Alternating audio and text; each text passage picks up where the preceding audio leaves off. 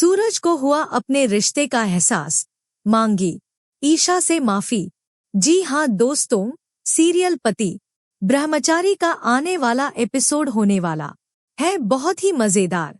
गुलाब सिंह, जो अपनी बेटी ईशा को वापस गुलाब हवेली ले जाना चाहता है, सूरज के घर पहुंचता है। वो ईशा को कहता है, बेटी अब मेरे साथ चल, इस घर में तेरे लिए कोई जगह नहीं। लेकिन ईशा, जिसने सूरज की मजबूरी का सच जान लिया है, अपने पापा की आंखों में देखकर साफ साफ कहती है, पापा मैं आपके साथ नहीं जाऊंगी।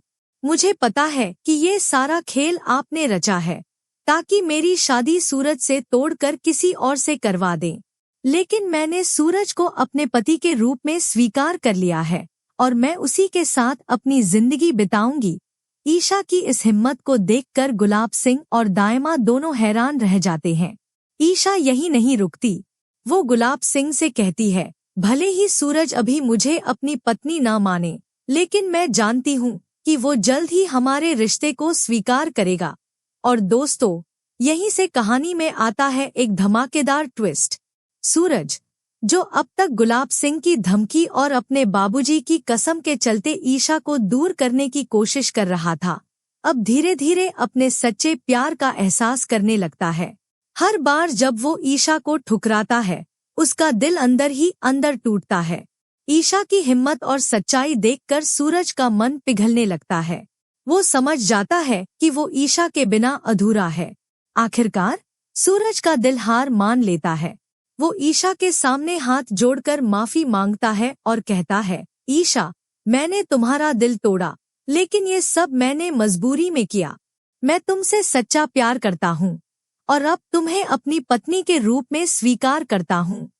ये सुनकर ईशा की आंखों में खुशी के आंसू छलक आते हैं।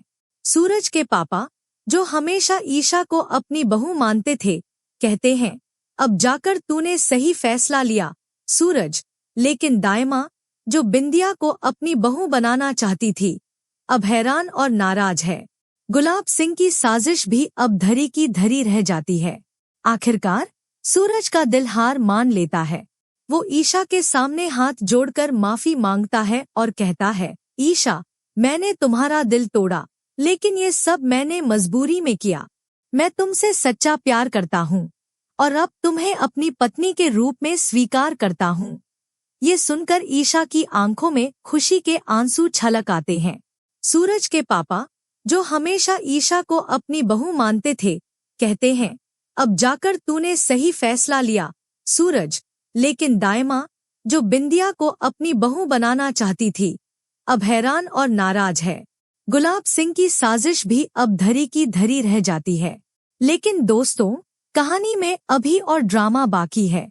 क्या सूरज और ईशा का प्यार अब बिना किसी रुकावट के आगे बढ़ेगा? क्या गुलाब सिंह अपनी हार मान लेगा या कोई नई साजिश रचेगा? और दायमा का क्या होगा? क्या वो अब ईशा को अपनी बहू के रूप में स्वीकार करेगी? सबसे बड़ा सवाल, क्या सूरज और ईशा की जोड़ी इस तूफान को पार कर पाएगी? वेल दोस्तों, आपको सूरज और ईशा की जोड़ी कैसी लगती है? क्या लगता है सूरज की माफी और प्यार का इजहार ईशा के लिए नई शुरुआत लाएगा?